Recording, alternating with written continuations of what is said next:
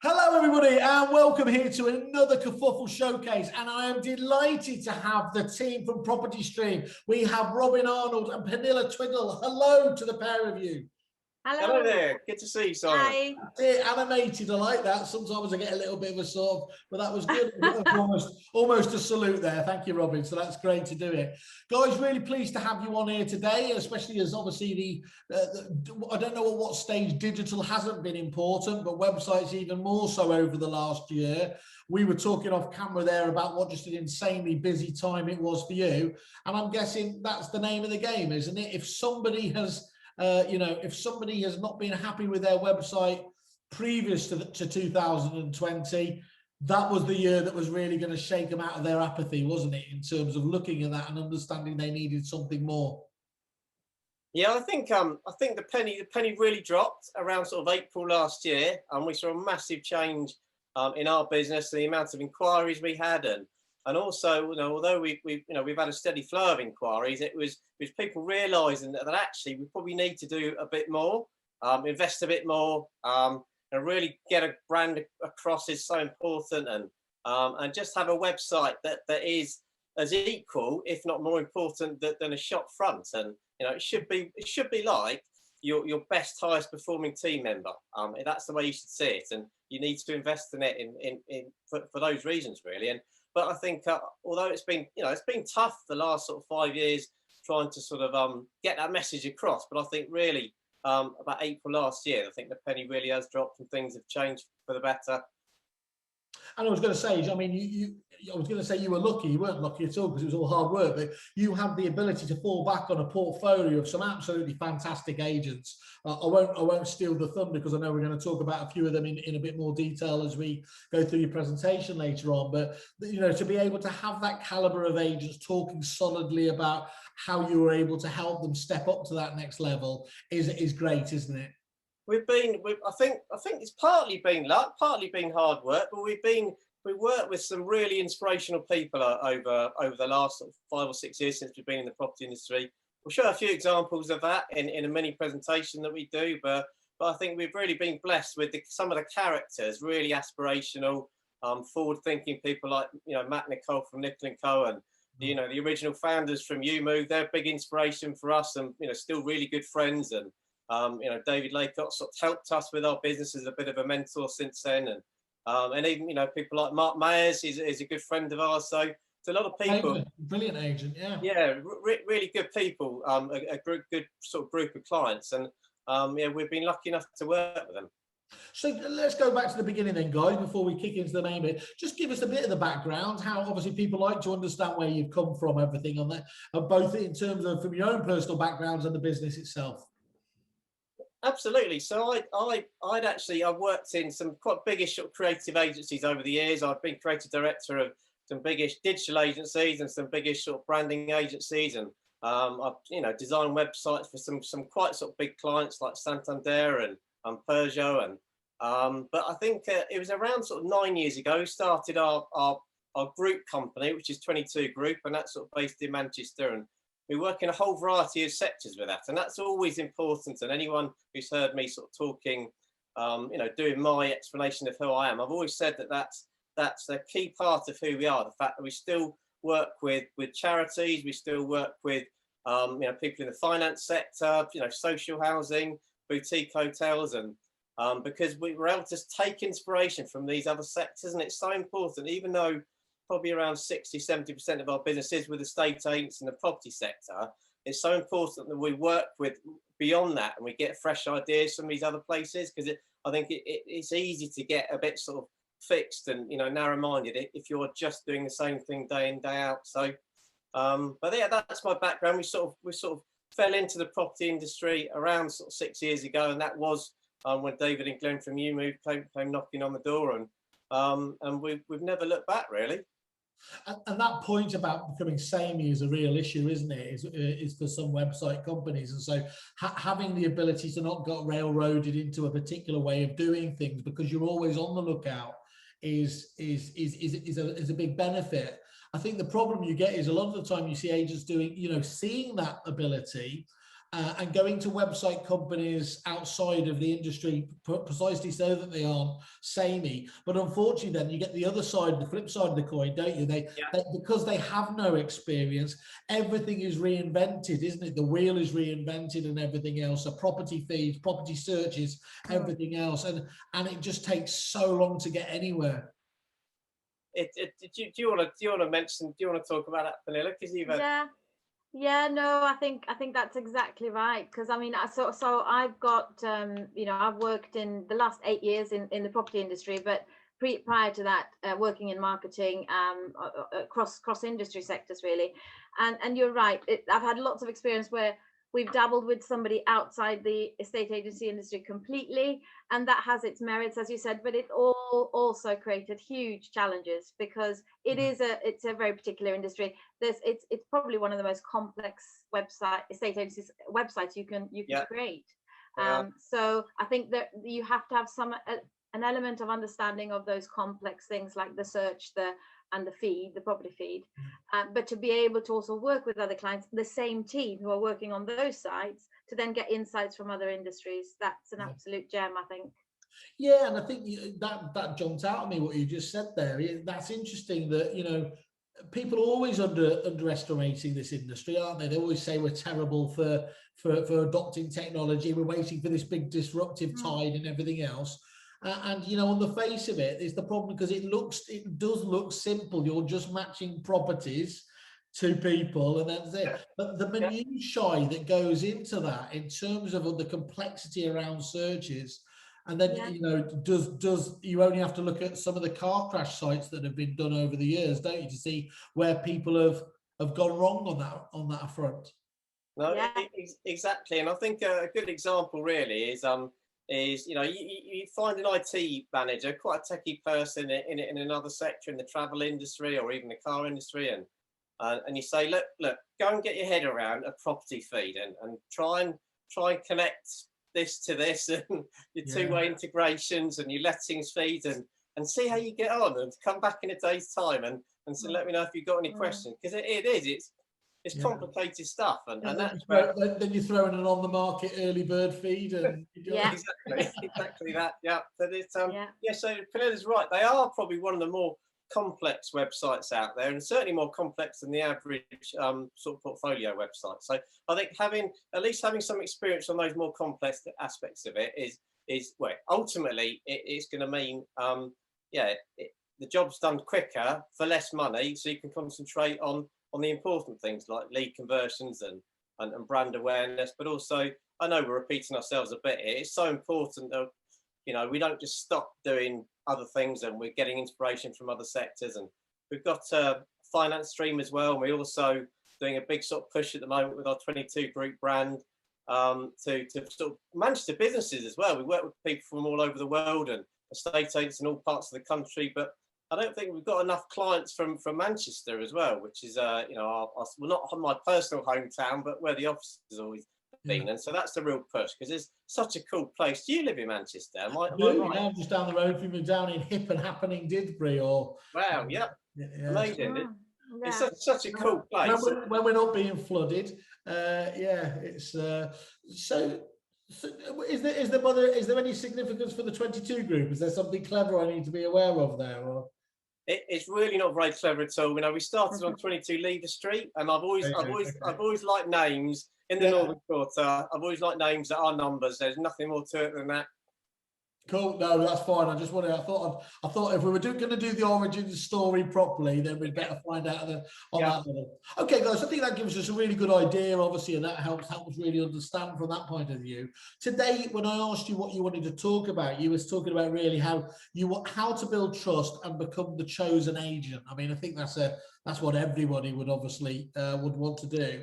And we were going to kick off this on a 3-tier approach, weren't we? We were going to say what are the key ingredients for building trust with your brand? Number 2, what are the key ingredients for building trust with your website? And then for building trust with your marketing as well. I'm particularly interested how you've got kind of focused on that 3-point effect there. Yeah.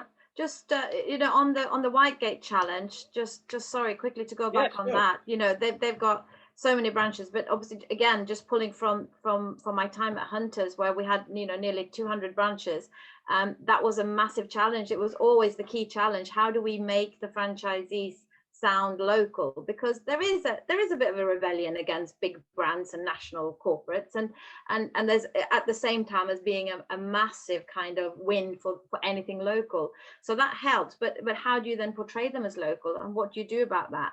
And it's, again, that was the biggest challenge. But it's making sure that you're consistent, making sure that you bring out the, like you said, the local, whether it's landmarks or whatever it is. But there's so many channels that you need to consider to make sure that you're covering it. So it can be video, you know, video is super powerful to project yourself as being local.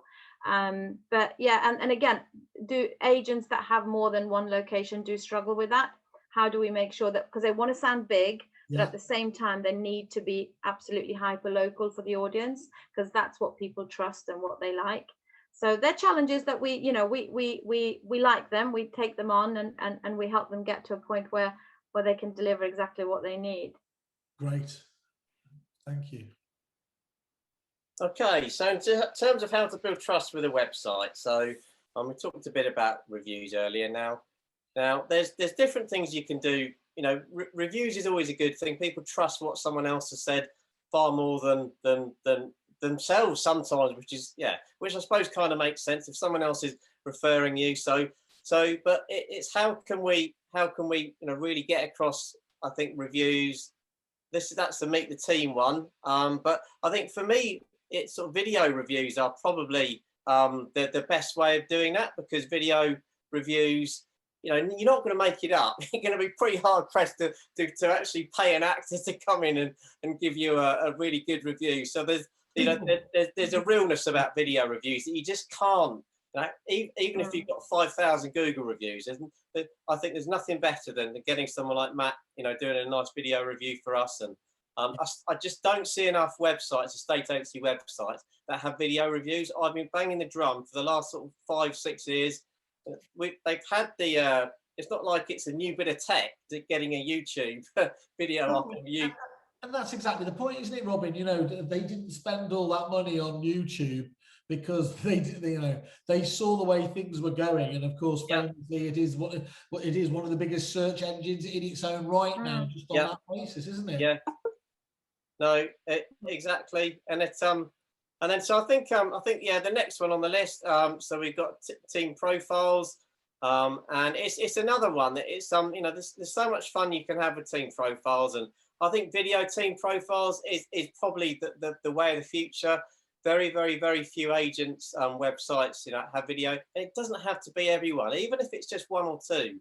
Yeah. One bit of amazing stats that I think a lot of people don't know about, and this is when we were doing a lot of visitor tracking with one of our sort of bigger clients a few years ago, is we had a real focus on lead generation and conversion rates and call to actions and forms, and because that's how your website's going to earn you money. But when we were doing the visitor tracking, there was always a number of people who would they'd ignore all the call to actions, the instant online valuations, downloadable guides, and they'd go straight to the meet the team page, and they'd spend 25-30 minutes reading all the bios of all the people, and we'd watch them just, you know, go from one to the next, and this is not something we could have predicted, because we were so focused on sort of lead generation and forms and call to actions. But it's like, it's just proof in the pudding that people, there's a certain sector of the community that you know, whether that's older, younger, I don't know, probably the older generation, who just really interested in who they're going to be working with. They want to know the people. It's a big investment for them. Are these people trustworthy? That's a growing theme these days, isn't it? Is that, you know, whether it started with kind of the eco movement, neither here nor there, but that point about is, look, it's not always possible to work with brands that you like, but there is definitely a preference to work with those ones if you possibly can do. Yeah. And that is the clearest and easiest. I mean, what comes across from here, just looking at this, Chinningshore, I know straight away is a fun organisation, isn't it? Yep. They don't take themselves too seriously. There's no pomposity, and that's not taking anything away from the professionalism or anything else there. No. So that shows confidence in themselves as a brand. Yeah. And if you are not that like-minded, you know, this tells you far more than any of those about us corporate, you know, tech-based things than you could ever hope for, couldn't you? Yeah, they really are lovely people, and I really don't want to go off on a tangent, but what we've been able to do with them is they're based in Portsmouth, a really sort of modern contemporary brand that was all sort of themed around. It's one of those branding jobs that you sort of dream of when you're sort of at uni or something. It's like we've been able to use the actual sort of shipping signs, so the Royal Navy and the shipping sort of signs that they use, and sort of build the actual sort of brand around those sort of really graphic symbols, and that was, you know, really contemporary way of doing that. But then at the same time, when you've got a really graphic, modern, contemporary brand like that, you have to be really careful that you don't lose that human side of it. Yeah. It's exactly what we were talking about. It can be too easy as a designer saying, oh, I want it to be really minimalist and clean, and because that's my personal design style. And that's why, you know, we've had to be really careful and just, you know, make sure we don't lose sight on the fact that they're some of the nicest people, Chinnockshaw, you're ever going to meet. Certainly. And so we need to get that across it in the branding. We need to, you know, make a real focus on the Meet the Team page and do campaigns about sort of, you know, driving people directly to it and stuff. So yeah, and I mean, it's never going to go away, the fact that people buy from people, don't they? And I think it's incredible really that a lot of estate agents perhaps just overlook that Meet the Team page, and actually that is one of the most important pages where they need to spend some focus and really bring out the team. Especially look what's happened the last year when, as we said before, doors had to shut. The only way people could see them was online, and all of a sudden they realized their Meet the Team page was probably 2 years out of date. They have staff members who'd moved on, and you think, well, that they've got that, obviously they realized, a lot of people did realize that's not good enough, we're going to have to do something about it.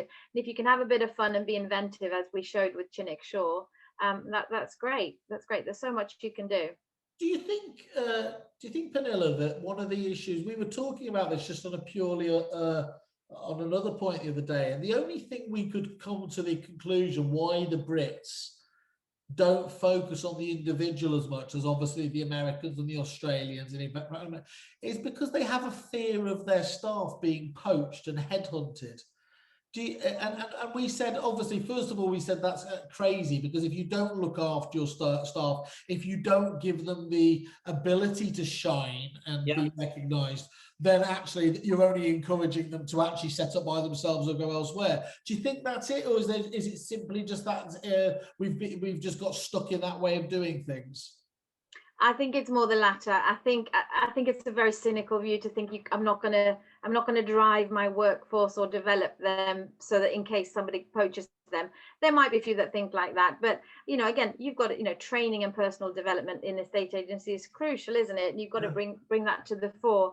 You will always stand a risk that you will lose some people, but no, I think it's more a case of maybe a little bit of just good old, you know, sort of being a bit more conservative, you know, in this country, and maybe, you know, it's not our way to shout about personalities and bring them to the fore. Well, I mean, I'm allowed to say that because I'm not 100% British, or not at all British, but I mean, I love that about Britain, but I think that might be one of the reasons.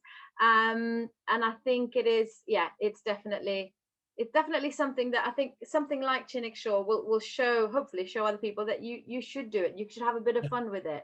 Yeah, spot on, absolutely spot on. Thank you, Robin. That was fantastic. It was lovely to understand that. So we've got all that aspect in terms of the brand now and everything else there. So what else do we need to discover in terms of how you can obviously help build trust? Sure. Okay. Yep. So I'll whiz through some more of these. So there are just a couple more. There's some really nice, actually, sort of clear and targeted marketing messages. So I think this is a nice one to go on, but we've got relatable design. Just a quick one on this is the fact that I don't know whether you do remember or not, but when I first came into this sort of creative industries around 20 years ago, it was really tough to get nice stock imagery. It tended to be those really cheesy American, those big white teeth, and those really horribly sort of, they're almost alarming sort of smiles that they had, and you know, just so perfect looking. But now you can actually get some really good stock imagery, and it doesn't have to cost £400 an image. There's a few, you know, stock libraries now where they've got some really good stock, you know, actually good photographers, And I've worked with some of the best photographers in the UK, and some of the shots that you'll see on stock libraries now, you can see that, you know, they've been doing some for them, and so it's really improved. So you can get that really relatable type of image now, and you know, ones like this where you've got a lovely front room, you've got, you know, a dad could really relate to this. They could say that could be me in this lovely front room with the big windows, and you know, and I'm happy, and it's not cheesy, it's not forced, it looks natural, and I think that's all about telling a story by imagery, then, isn't it? As well, you know, we're always looking for that context of the story, and whether that is visually or, as we said, by being able to with the spoken word, just needs to reinforce everything you're doing on your site, doesn't it? Exactly that. Yeah, people need to feel that it's sort of familiar to them. So if I'll go and find some of those examples. Millie, do you want to talk about the clear and targeted messaging? Yeah, when it comes, yeah, sure. So again, we have so Nickel and Co.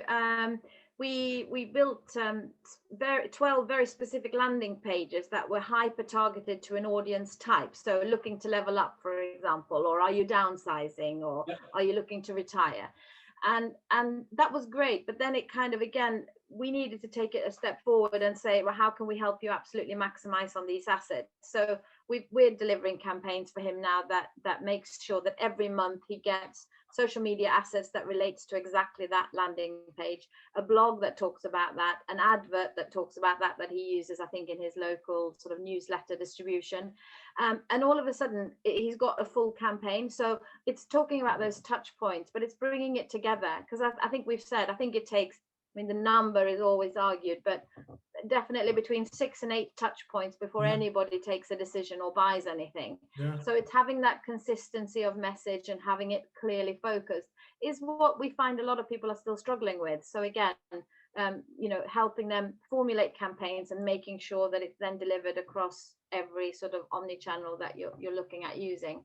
Do you think complexity is the biggest trap that people fall into? Because I'm terrible for it. Josh Fegan, you'll know him well, the Aussie trainer.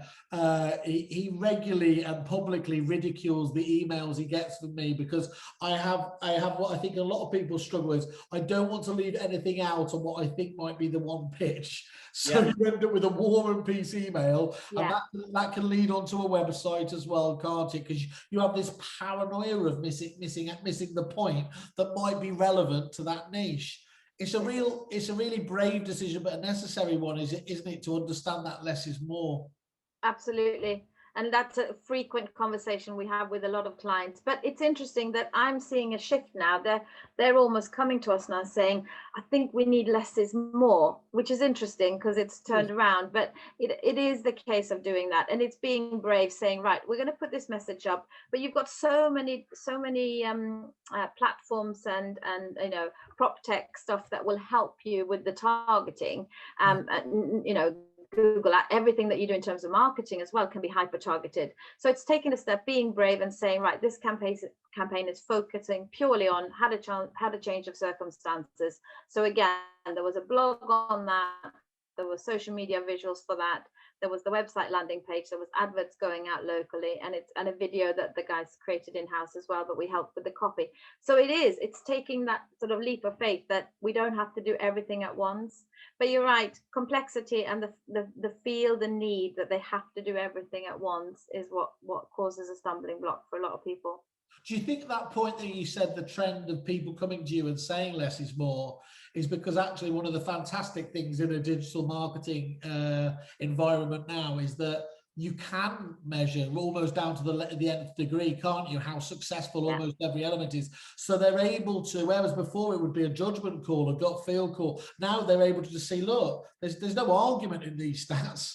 Look at these simple campaigns we ran. Here's the conversion ratios there. Look at the ones where you've gone to town and they've had a much lower rate.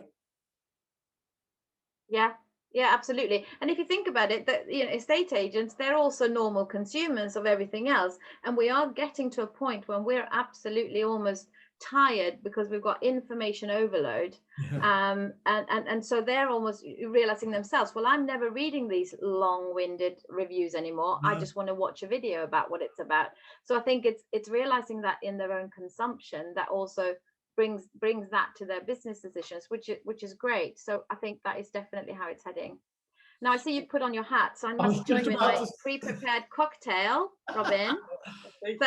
So how Robin and I actually met, first of all, was because he put me on that terrible Streamliner interview and I had to be like with a cocktail and you were in your charming hat.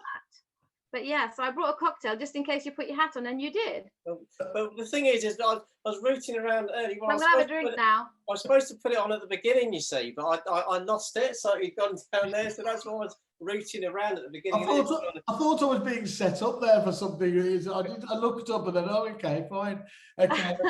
No, but I was supposed to say at the beginning, well, the best way to convey trust is to get a sailor's hat.